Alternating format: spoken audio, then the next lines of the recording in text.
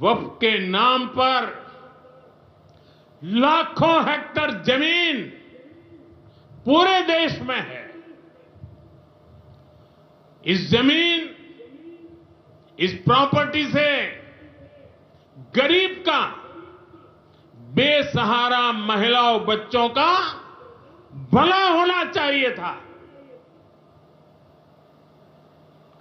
और आज ईमानदारी से उसका उपयोग हुआ होता तो मेरे मुसलमान नौजवानों को साइकिल के पंक्चर बना करके जिंदगी नहीं गुजारनी पड़ती। लेकिन इससे मुट्ठी भर भू माफिया का कोई भला हुआ। पसमानदा मुस्लिम इस समाज को कोई फायदा नहीं हुआ। और ये भूमाफिया किसकी जमीन लूट रहे थे?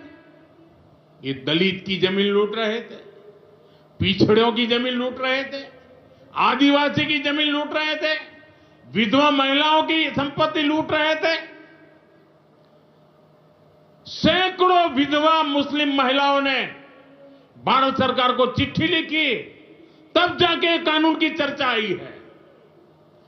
वक्फ कानून में बदलाव के बाद अब ये गरीबों से जो लूटा जा रहा है वो बंद होने वाला है।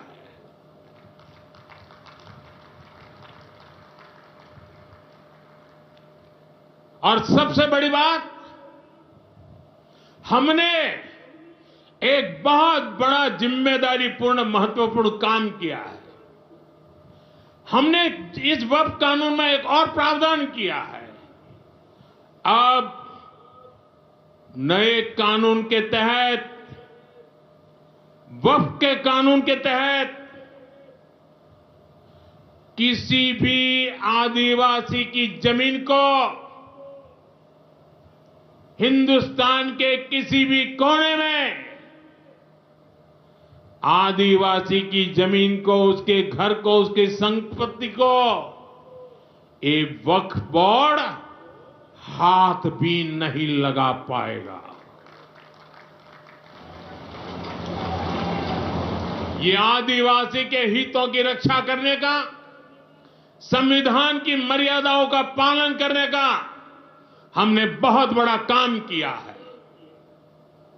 नए प्रावधानों से वक्फ की भी पवित्र भावना का सम्मान होगा। मुस्लिम समाज के गरीब और पसमानदा परिवारों, मुस्लिम महिलाओं, खास करके मुस्लिम विधवाओं को, मुस्लिम बच्चों को उनका हक भी मिलेगा और भविष्य में उनका हक सुरक्षित रहेगा।